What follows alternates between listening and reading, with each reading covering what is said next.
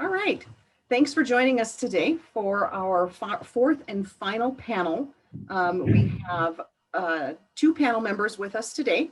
Hopefully our third panelist is able to pop on here shortly, but if not, we've got two great candidates that will be able to talk with us about our panel, which is Youth Voice, the Evolution of Care. So if I could just get you guys just to take a couple of minutes just to talk a little bit about yourself and the experiences that you've had in the mental health system, just so that we can get to know you a little bit.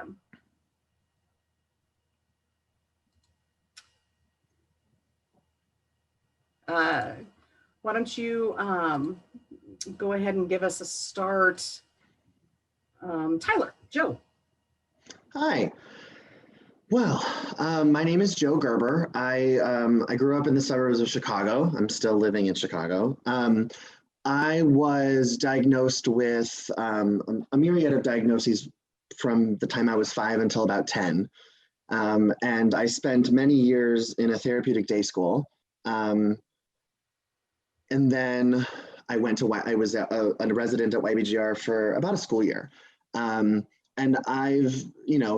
I've had interactions with different therapies, different interventions. I also have a background in special ed. In high school, I actually worked as a teaching assistant in a life skills classroom, and my life's goal was to be a special ed teacher, and I somehow ended up in real estate. So that's kind of fun. But I still do a lot of advocacy for mental health and special education. And I think that all of those identities, those experiences have created sort of a really strong desire to do whatever I can to give back to the system that once helped me. Okay, thank you. Jake, would you like to go ahead and introduce yourself a little bit? Yes, ma'am. My name is Jake. I'm actually a mental health worker here at Yellowstone Boys and Girls Ranch. I have a diagnosis of RAD and ODD, and in about 7th grade, I was sent out here to the day school program for a couple years. And I learned a lot of things. I was able to, learn from a lot of great people who are still out here today. I actually went back to school, struggled a little bit when I went back to public school, was able to finally get my degree with my class. After high school, I knew that I wanted to get back into the mental health field just from the things that I had learned from people. And so when I became of age, I decided that this was going to be a really good spot to start, considering this is kind of where it started for me as a youth. And so I've been able to come out here. I've been out here for 8 months now. I've learned a lot, met a lot of great people, and I've been able to rekindle a lot of good relationships with people.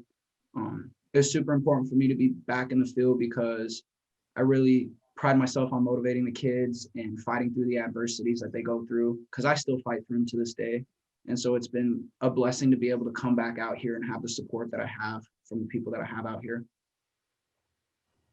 So we're going to go ahead and start with asking just a few basic questions to get us rolling. Can you tell me about what skills you learned that you have found the most valuable today as you work professionally and in your personal lives?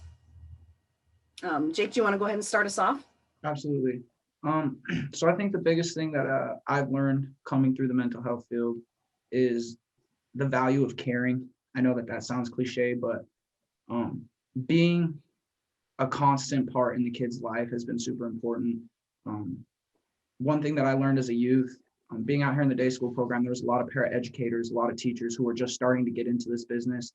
And you could tell the hungry ones from the ones who really don't want to be here. I had people come to baseball games. I had people really be involved in a community sense when I wasn't here.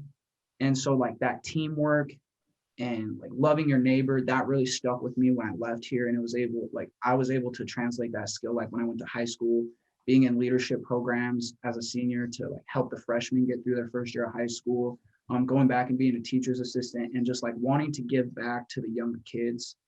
I tell the kids that we work with out here all the time is like, the public school is filled with a lot of talented kids, but this place is filled with a lot of talented kids too. And people who are like my daughter's age and whatnot, they're going to look to these kids at some point in their life, and they need to be ready to answer the call. And I think that that's what they provided for me at that age. Is just being able to give back to somebody who needs it, seeing the value in that. Thanks, Jake. Joe, what about you? So when I was admitted to YBGR, one of the questions they asked my mom was, "What is one of your goals for Joe?" And her answer always sticks with me. She tells, I mean, we talk about it all the time, was she wanted me to appreciate all the things in my life and learn to appreciate everything that made me who I am. And I think growing up in a in a world, and it still sort of is existent today, the stigma around mental health, and that we don't talk about it like we talk about a broken arm. And to me, it's the same thing. It's just invisible, right?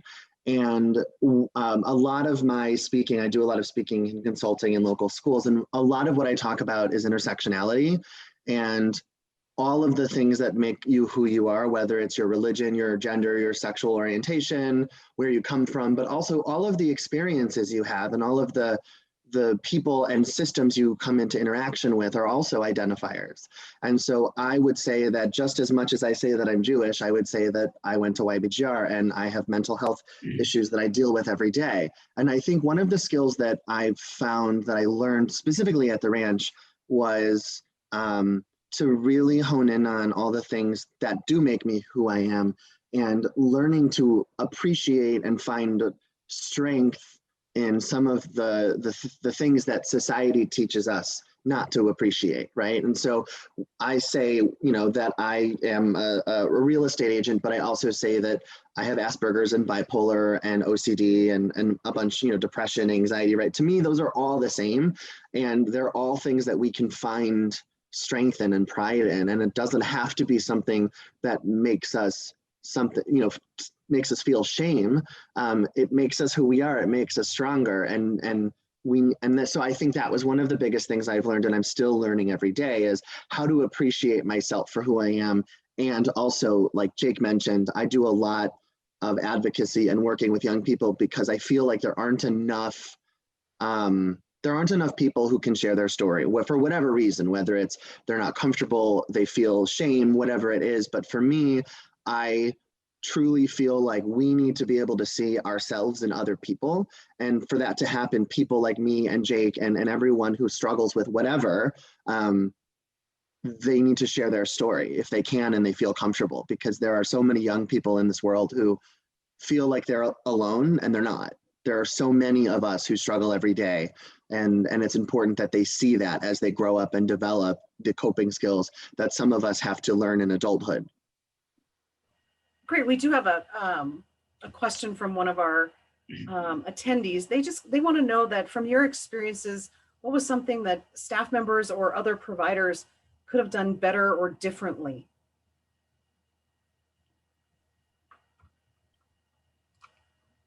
From my perspective, I think as a whole in the mental health community, they could have taken a look at what was going on at my house and in my household.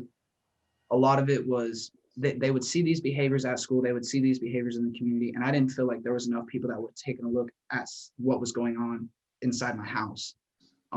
That caused a lot of friction, and it really drug it out for a long period of time, to where when I came out here, I had people who were looking at what was going on inside my house, and that's when the behaviors started to change. And I got that at 12, 13, to where I think we should be affording this to these kids at 6 and 7 when they get into public school. By the time I was 17, I was on the right track, but I tend to think of, if I had the support at a younger age, where could I be? Where could my trajectory be? Just having them more involved in the community and more involved outside of school, outside of treatment. Like, we have kids here who their parents really want to try, but they don't know how. Like, they don't have the resources, they don't have the people there to show them what success looks like, or what a successful treatment for these kids looks like. And that's where it was a struggle for me. I eventually got that, and it was really, really good, but some kids don't get that.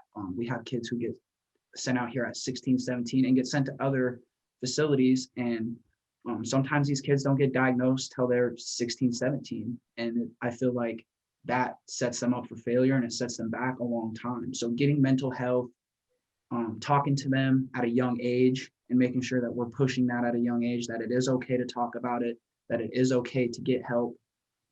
I tell the kids all the time here is like, I struggle and I'm sick and that's okay. Like we're getting help together, and making them feel like this is a team effort is super important. Yeah, I would just add that as someone who, and I talk, like I said, I talk about intersectionality and identity a lot. I think that there should be more of a push to adapt treatment to the individual, not just the individual needs of the student in terms of, treatment for diagnoses, but also identity, right? What's not also, like Jake said, what's going on at home, but also what's going on in our brains, right? And every person, every individual, child, adult, we all have different things, different identities. We have different experiences. And I think that the mental health professionals and the special education professionals that I remember most, and I'm still in touch with so many of them, one in particular from the ranch, is they looked at me as an individual and catered their interactions and their treatment to exactly who I was, and not a textbook definition or what they learned in their education classes. And the second thing I would say is, 360 intervention. I use that term a lot, not looking at, when you evaluate the treatment for an individual for who they are, you also have to think about all the things that they might need. And it's not just, a therapeutic day school and outside therapy, right? There are so many things that can help an individual if they struggle with a myriad of diagnoses. And one of the things I loved about being at YBGR in particular was I had animal therapy, right? There were therapy dogs at the rec center. I had an in-house social worker. We had chapel, and I'm Jewish, and I still really am very spiritual. And so I really appreciated that, I had so many things at my dispense and things that were so powerful. And I was also incredibly lucky that I had a mother who, did everything that she needed to do to make sure that, like Jake said, early intervention is important. We can't just rely on students to go through the system and get the help they need. And so my mom's biggest commitment to me was early intervention and making sure that I had everything I needed, and she had an individualized plan with all the services that I needed, but also adaptability, right? As I got older, I needed different things. And so YBGR was sort of a really special place when I was 13. But now that I'm 24, there are things I need now. And there were things different when I was 10. And so continuing to reevaluate what young people need is also really important, because people aren't textbook definitions, they aren't diagnoses, and every diagnosis for them or every experience for them is different for them than it is for Jake or for you, Rishay, right? And so it's important to really think about 360 intervention. What are all of the things that we have at our disposal that might help this student, even if it didn't help that student?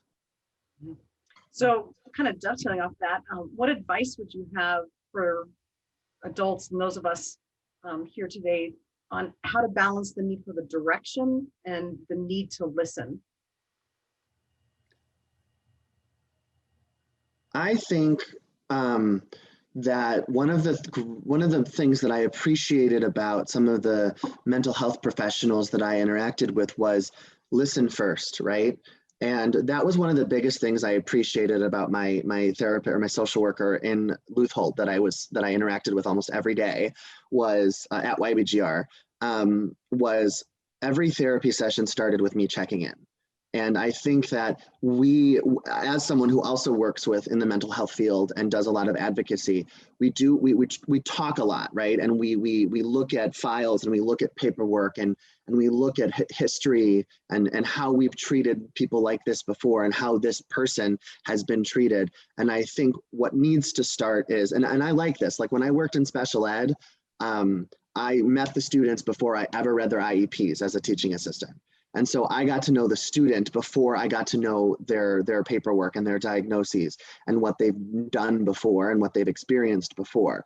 And I think that the answer to that question is sort of, we have to listen first and then use our expertise and couple it with the experiences and perspectives of the individual. It's always individual first, because that's how we're going to cater a treatment plan for the individual and not for the diagnosis on a piece of paper. And I think that's the biggest thing, is we have to listen first and then, act on our experience as professionals, but also what they're telling us they need, or what we're seeing they need from what they're telling us. Mm-hmm. And just to touch off what Joe said is being able to sit with a kid and get to know them for them, and like tailoring your treatment to who that kid is super important. I think there comes a time with all these youth where they're going to want direction. They're going to want somebody to give them advice. And so not selling them short on like your expectations for them. Some things that I'm working on as a mental health worker is my expectations, because I don't like to see a diagnosis cap a kid in their success. I don't want to say, hey, you struggle with this, so this is as high as you can go. So being able to take those first few times that you get to know that kid and take in like what's gonna make them go, like where's their motivation lie? And if they don't have any motivation, what can we do to pull that motivation for them? Because every single one of these kids is starving for success. Even the kids who you do not see any motivation in, they're going to come around. It's going to take, one of the things that I talk about all the time, and this is an acronym that I've used ever since I've decided I want to get into this, is a CARE acronym. And the first letter in that acronym is the C, and that's consistency. So it's going to take being there consistently and having a good attitude. That's the second letter in the acronym. When you follow those two things, a therapeutic relationship is going to blossom. And that's ultimately what these kids are missing. We're here to fill in gaps.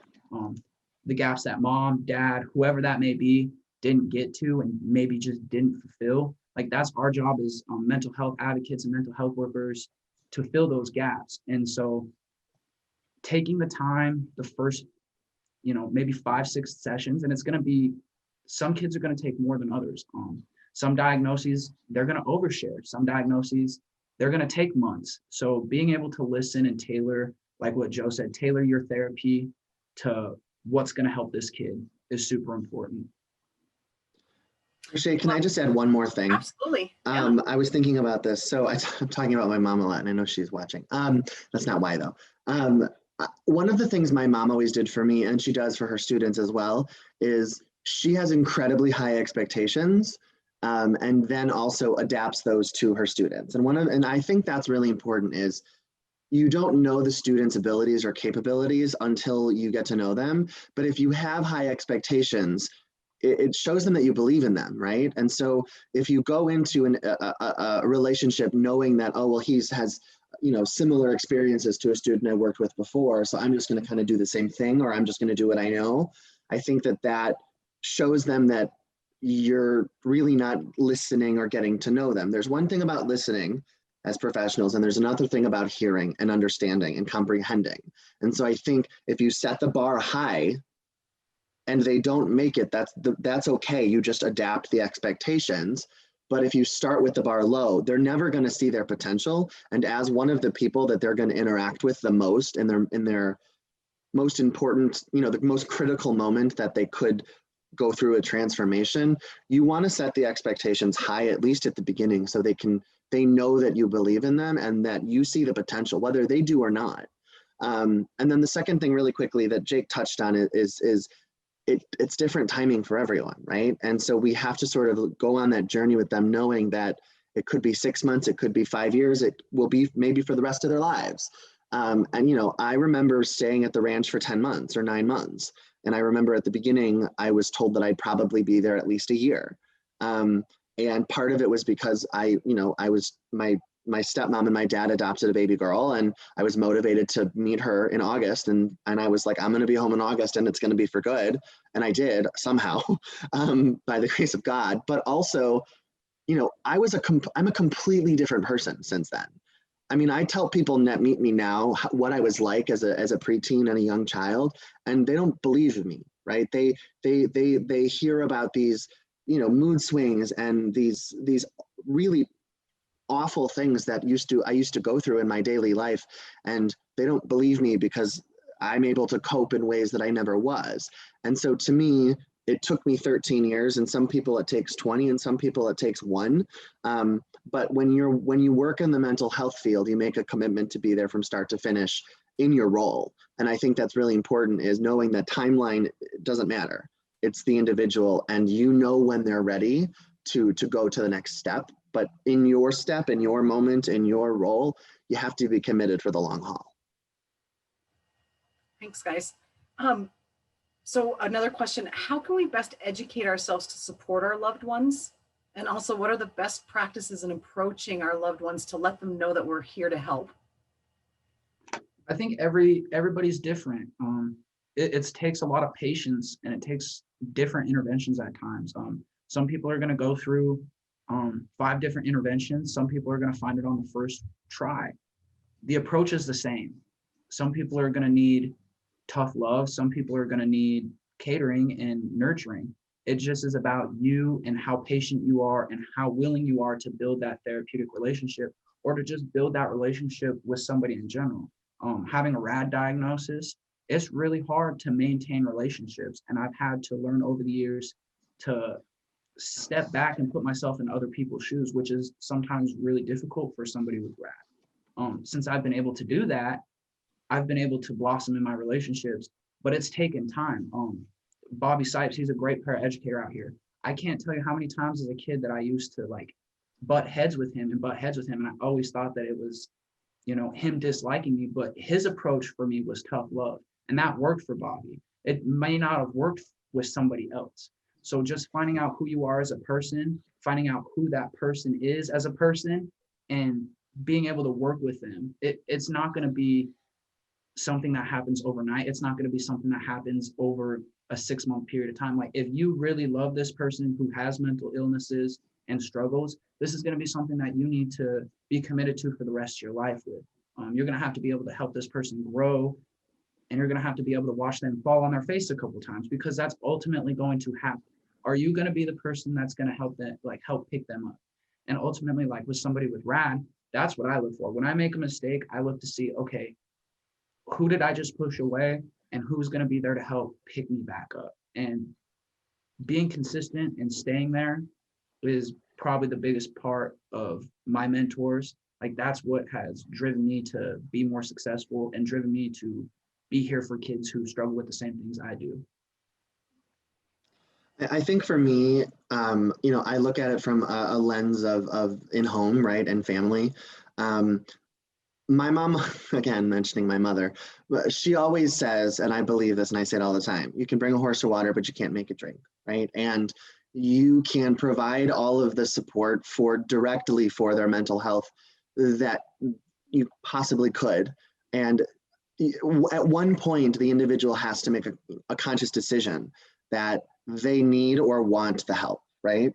And I think that when the tough love comes into play and they're not able to accept the help, and they don't see the problem, the most important thing, I think, as a loved one or a friend to do is just be there in every moment in their life, right? Don't keep saying, oh, I think you need this, or I'm gonna call this person for you. That's going to continue to push them away from acknowledging they need the help. I think just being there, right? If you live with them, having a conversation with them at dinner, what's going on? How are you? How is work, right? If they know that you care about every other aspect of their lives, that's going to let them know that you support them. And when they start to acknowledge, or at least talk about their mental health and the need for help, you're going to be one of the first people they talk to when they're ready to talk about it. And I think it's listening to where they are, and getting them to a place gently where they'll talk to you about the help, they'll confide in you, but we can't be pushing them. We have to let them sort of get there. And it's sort of like, the breadcrumbs on the trail, right? Get them to a place where they know you care about everything else in their lives. And then you're going to be the first person they're going to speak to when it comes to acknowledging the help that they might need, or that they seek help and they want you to go with that. I think it's, again, 360 treatment. It's a 360 relationship, right? You don't have to always harp on what they need, because once they know they need it, they'll know that you support them. Thanks, guys. What were the most important things for you when you discharged from YBGR or a different facility that contributed to your success at home or at school? For me, it was going back into a community that was willing to work with me. I had a lot of probably attitude issues, as you could say, when I was going back into public school. And what YA did with my public school was they came up with a plan. They made sure that I had mentors in place before I went back to public school.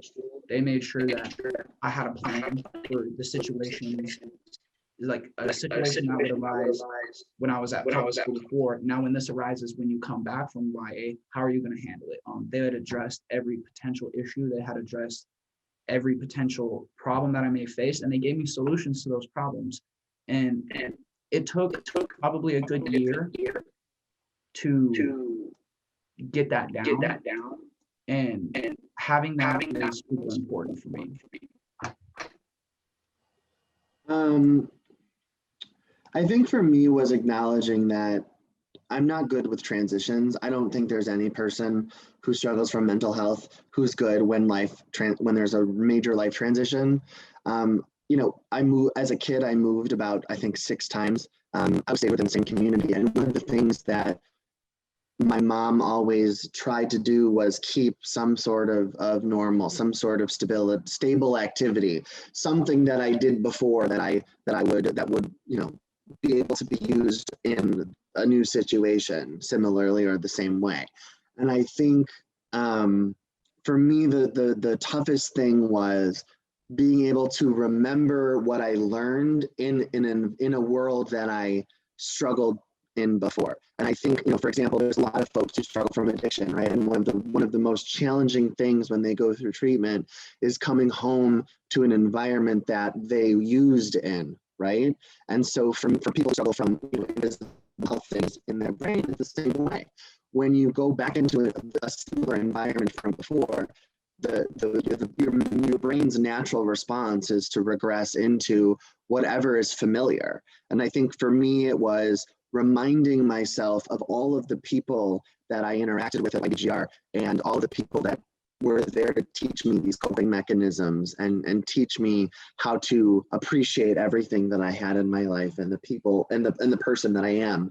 And so it's just having a daily check-in, right? Like I would wake up in the morning and I would just have a conversation, whether it was journaling or just thinking while I was in the shower, reminding myself that yes, this is my world, but I am a different person. And so I'm able to enter this world every day as new Joe and not old Joe. And I have that power. No one else has that. No one else can take it away from me. But it was also for me, I wanted to prove myself, right? Like I had all of these people in my family and in my world that loved me, but I wanted them to see me. It was a motivation for them to see all of the hard work that they put in and that I put in to become this person that I am and I was after YBGR. And so for me, it was a combination of daily check-ins and just reminding me that it's not worth regressing after all of the work that I put in those 10 months on the ranch, but also I wanted people to see who I am, who I was after. And the only way to do that is continue to be that person. And once you keep doing that, it becomes muscle memory, and that's who you are. And that's what people see. And that's why now nobody believes who I was before.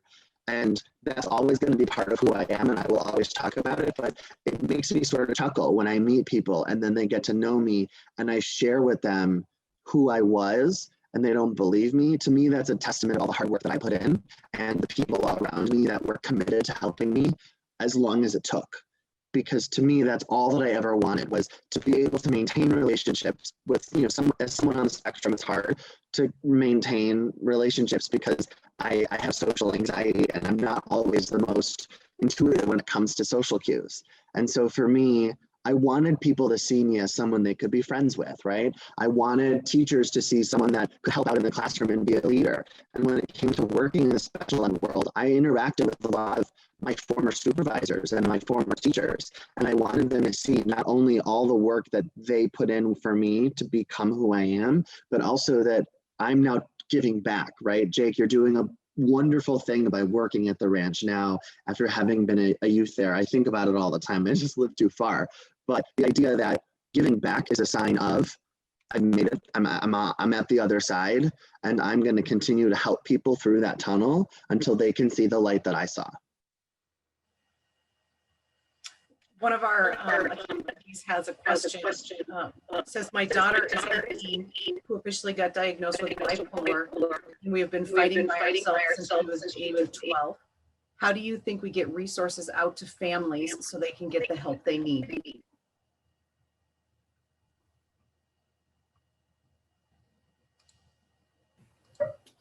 I think, sorry, you were echoing a little bit on the question. Can you repeat the question, please?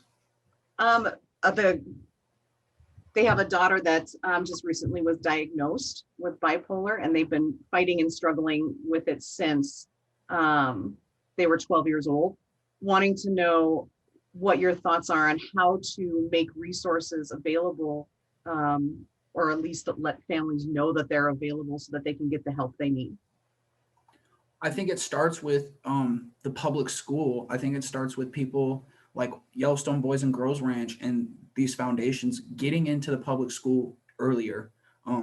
One thing that affected me is they didn't really have the programs until kids got into like middle school, high school. Having these programs when kids get into first and second grade is super crucial. Having people advocate, one thing that they started super young was a DARE program. DARE Be Against Drugs. We should have something for mental health too. I know that this is something that in my household was very prominent. My mom was diagnosed with bipolar disorder, and it was very crucial to my childhood. It affected a lot of how I was brought up. So me coming into school, I understood that mental health was a big part of our society, but not everybody did. A lot of people looked at it as a crutch. A lot of people look at it as something that can't be managed. And if we get ourselves into the school and we get people who advocate for mental health and just people who are struggling in general, if we get them into the community and we impose our will on these people, it's going to be a lot easier when diagnoses come out in middle school and high school. We're going to be better equipped to deal with those type of things. So that would be my answer, is just making sure that we're catching it at a young age and making sure that we're intervening at a young age too.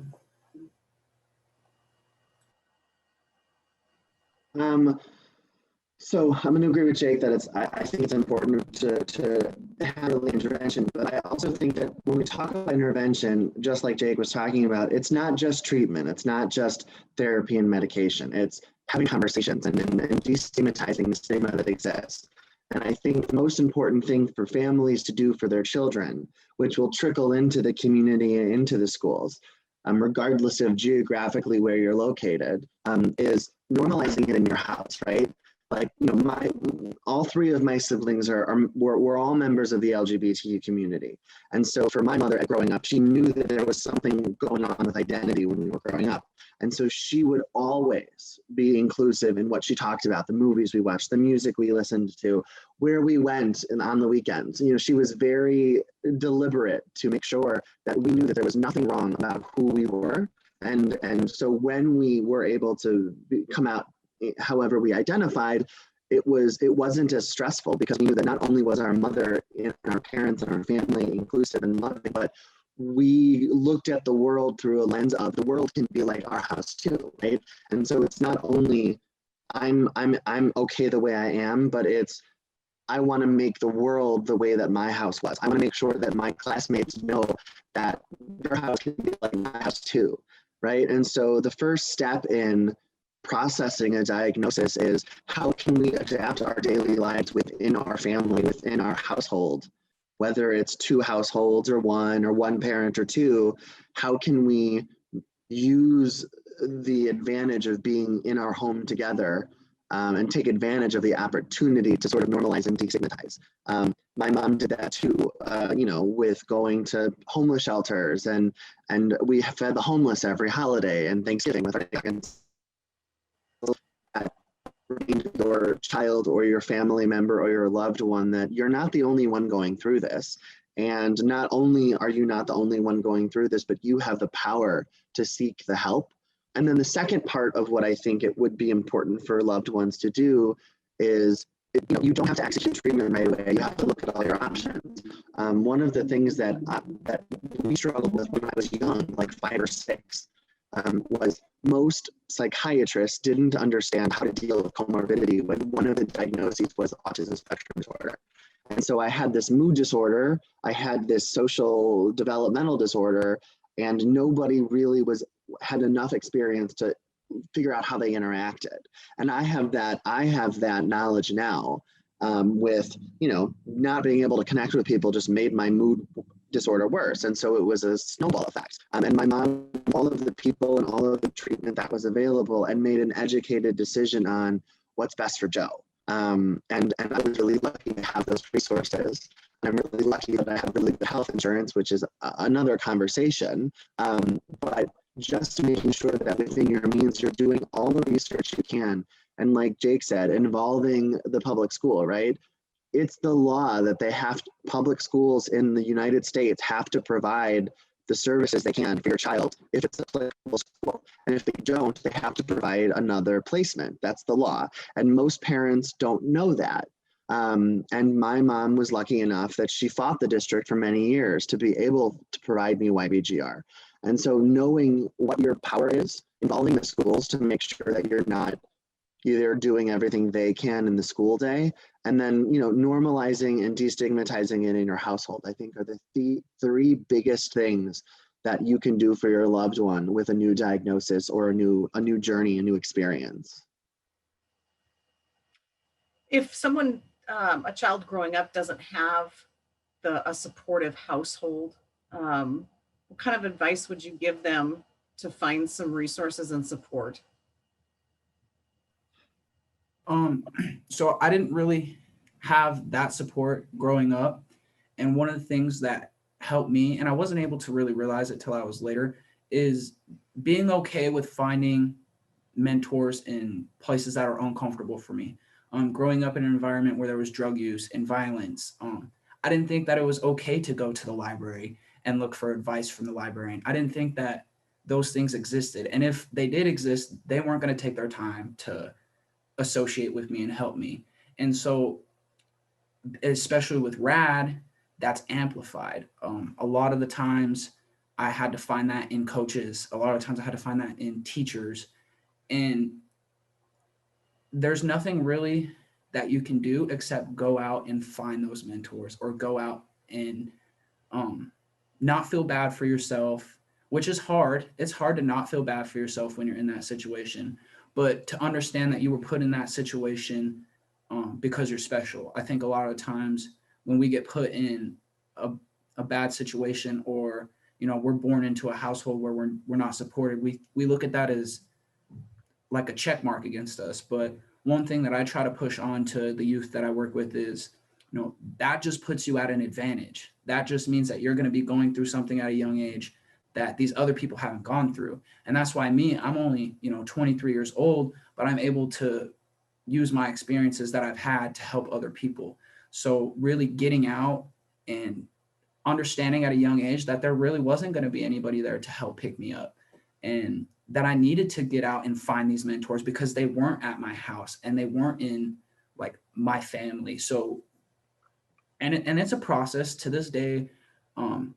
I don't have much family around, but I have that mentors. So if I have an issue with finances, or if I have an issue like legally, I have mentors that I can go to and talk to about these issues. And so having different people, I had to search for these different people, mind you. So finding these people and being okay with communicating with them. There's with mentorship, one thing that we miss as mentors is that the people who need the help are going to struggle. They're not going to come to you and say, hey, I just won the lottery, or hey, I just got a raise. Most of the time when they need you, they're going to come to you and say, hey, I lost my job, or hey, I lost my house, I need help. And so being able to realize that you're not always going to be the person that gets the recognition either is super important.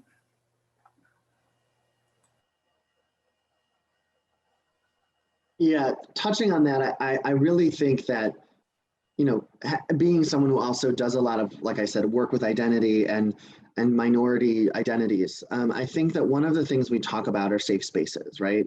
And I was lucky that I had a really supportive family, but I have many friends that I've interacted with over the years that I've become really close with that might not have that, right? And my house, or me, and especially my mother, were always safe spaces for a lot of my friends. And so one of the things that I would specifically encourage young people to do is put yourself out there, right? Socially, academically, right? There is no harm in making it known that you are Joe, right? You are who you are, right?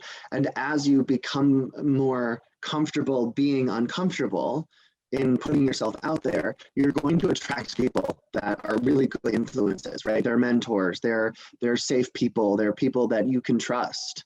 And I think that the worst thing to do is think that this is how your life is going to be for the rest of your life, because it won't, right? Jake and I and all the people that we interact with, we're living proof that there's light at the end of the tunnel. And if you're, and Jake is a prime example of, if there's no support at home, you have to find your support, and it's there. And so that's one thing. And the second thing is really just acknowledging that I'm not really religious, but I have a really good old former colleague who lives in Arizona, and we talk all the time. And she met me right after I was discharged from YBGR. My first summer working in special ed as an assistant, I was 14 and she was like 44. And we became really close because she was a foster parent for many years in Illinois and in Florida. And she had many foster children who were similar to me and the struggles that I had. And one of the biggest pieces of advice she always gave me was, God only gives his hardest battles to the strongest soldiers, right? And whether you believe in God or not, I firmly believe that we are only given what the universe knows that we can learn from and grow from. We're never given something that is set up for failure. It's in our power if we believe in ourselves enough to get through what we're going through. And we need to remember that. In the good moments, we need to remember how that triumph feels. So when we're in a situation where we feel like we're failing, we remember what it feels like to be succeeding, and we can kind of get ourselves out there, up with our, pull your boots by the bootstraps with the support of others, and get to a place where we know that we have support and safe spaces. Thanks. How do we do a better job listening to youth and giving them a say in their lives?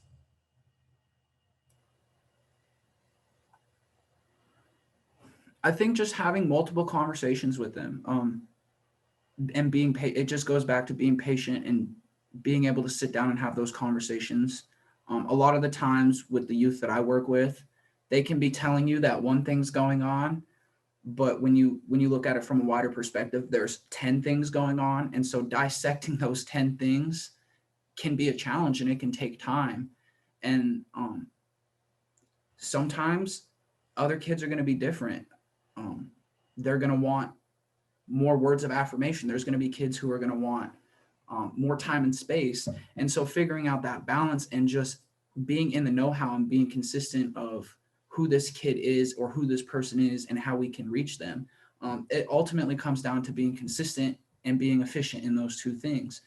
And one thing that has helped me is having people who will listen to me, and then when I get done, will give me the criticism or give me the information that I need to improve myself. And that's possibly special circumstances with me because I'm a self-evaluator. But I also know that with the kids that I work with, is a lot of them are self-evaluators too. And so they want to get better. So being able to give them information to improve by meeting their needs, like balancing that, is sometimes difficult. And it's something that I'm learning as a mental health worker to be better at. But being able to sit down and just be consistent with the kid is ultimately what it comes down to. I think I would say, acknowledging that we have to also, like I keep saying, 360 treatment, right? We have to cater the treatment to the individual all the way around. I think young people know who to trust and what is a safe space, who is a safe person, if they know that you are listening to not only what they're saying, but what they need and what they're not saying. And I think the other thing is, fostering vulnerability and the importance of that. I think that we as a society, especially, men, acknowledging that whether, no matter what we are, I think there is this stigma about boys and men being emotional, right, and crying or struggling, right? And there's also just a stigma around mental health. And I think as a mental health professional, we really need to be reminding young people that the only way they're going to go through and grow from what they're struggling with is to talk about it. And unfortunately, there are still spaces in this country, in this world, that are supposedly support groups or mental health professionals, but they're still sort of living in the world where you can talk about it here, but maybe just talk about it here and we won't talk about it outside, right? Outside of these walls. But what we need to do is not only empower or encourage and acknowledge the power of vulnerability and openness in our offices and in our spaces, but empowering young people to harness their story and take advantage of the fact that, like Jake said before, you have something that even though it's difficult now, it's going to set you apart from everyone around you, right? Like I said, we can't be encouraging shame in the things we go through. We have to be empowering students to know to reflect and acknowledge the power of what they're going through. And I think that starts in therapy, that starts in treatment, that starts with direct professionals who are working with them. And so, we need to be reminding them that it's okay to feel. That's human, right? It's all about how we express it and how we process it.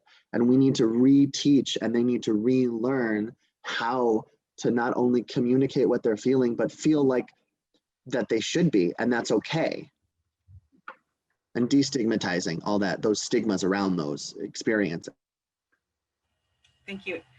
Jake, someone has a question for you. They want to know, as someone in the mental health field, how do you balance your own mental health needs with that of the youth that you work with? It's a process.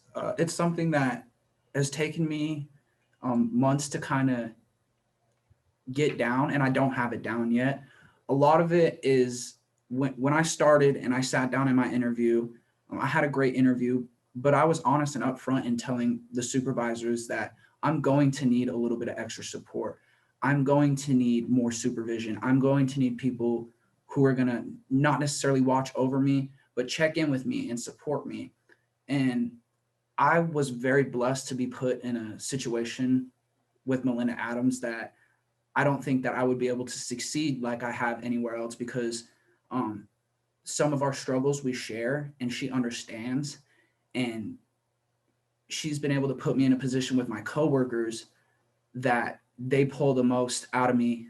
Like when I am struggling, I have coworkers who recognize that, and I'm able to sit down with them after shift or when the kids are all in bed, and they're able to support me. Now, this is something that Melinda had went and talked to staff about before I came on, is like, hey, this kid has asked for extra support. He needs the extra support. And there are days when you work in this field that you're going to go into your car and you're going to cry your eyes out. There's going to be times where you're going to have trouble sleeping, but continuing to distance yourself from that and not get emotionally attached is huge. And it's something that I struggle with, because I've seen these kids go through what they go through, and I see a lot of myself in them. So being able to be consistent when I am struggling and take time to step back and say, okay, what am I doing to help this situation, and what am I doing to hurt this situation? And Yellowstone Boys and Girls Ranch has a lot of great people out here, and they recognize this, they know this about me. And whether you've had conversations with me, I feel like everyone out here knows that I'm willing to learn. And so they can give me that criticism or they can give me that feedback. So being able to take time and being in a support system that sets me up for success has been two of the biggest things for me as a mental health worker that has helped my success. I have wonderful coworkers in Cramlick Lodge who want to see me do good. And it hasn't always been like that. It's taken me months to try to earn that respect, because I am young and I do work with teenage girls. So it's a struggle, but they've done a wonderful job of supporting me. And I've done a good job of like learning what they're trying to show me and being able to take time and space when I need it. Because ultimately, and this is people who struggle with mental health or people who don't struggle with mental health, you're going to need to take time and space when you advocate for these kids, because the things that they go through are horrendous. And it's really tough to be able to sit there and listen to a kid talk about some of the traumas they've been through and to turn around and just be okay. So have people that you can talk to. I have people within the ranch. John Daly's wonderful. We have a new gentleman who's equally as wonderful to talk to in our spiritual department. And just whenever I'm having an issue, I know that those people exist for me to go talk to. So that's mainly what's been helpful for me being out at Yellowstone Boys and Girls Ranch as a staff, is just having support. Thank you. I love this question. And depending on how long it takes you guys to answer it, this might be a good wrap-up question. How can we help youth strengthen their skills as advocates? In other words, how do we make Jakes and Joes?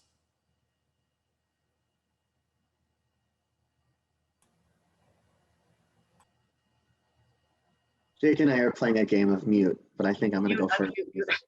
I'm waiting for him to go because he's really good to start, but I'll start this one.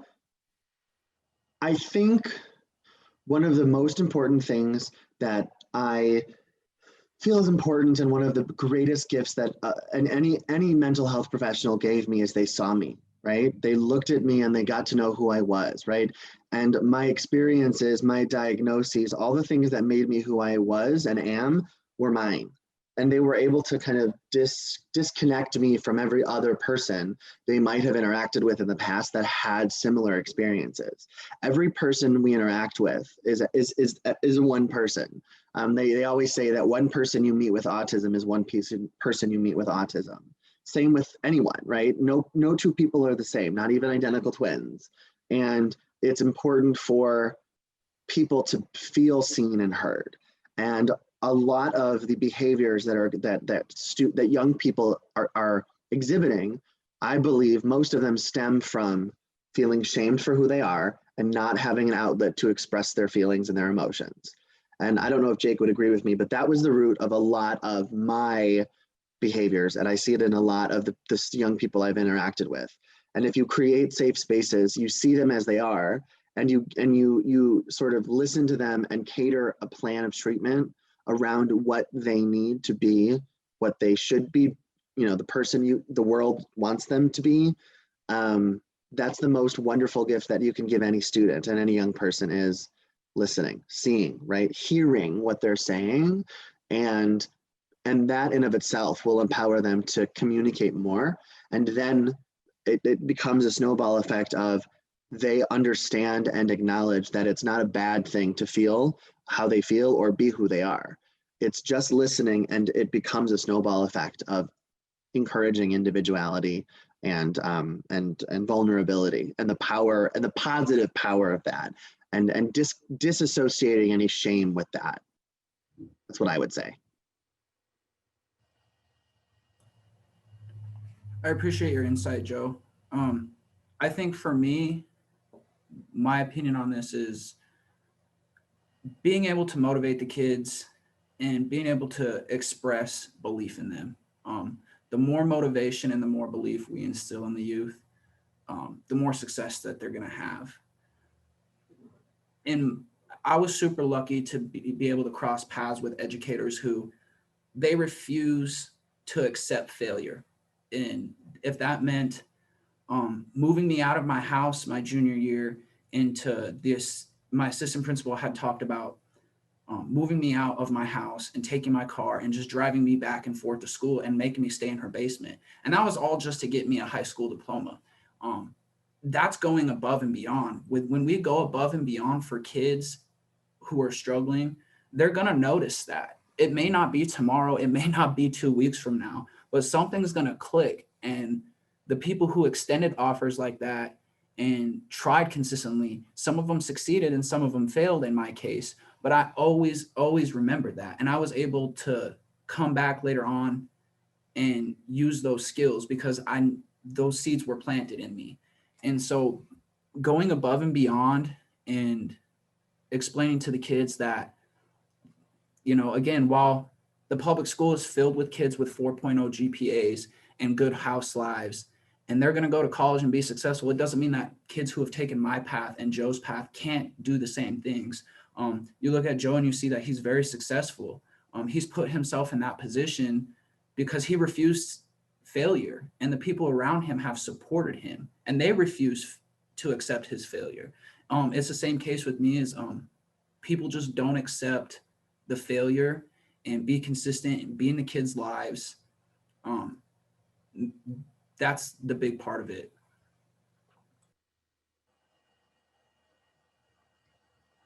Thanks, guys. We are about out of time. Wanted to sincerely thank Jake and Joe for spending an hour with us today. Loved having you guys here. Thank you for all of our conference attendees for taking the time to spend your lunch hour with us. We appreciate it. Please take the time to fill out the survey when it pops up for you. And again, thank you very much. Thank you. It was an honor. Thank you very much. And for all the mental health professionals, thank you for what you do for young people. Especially you, Jake. Thank you.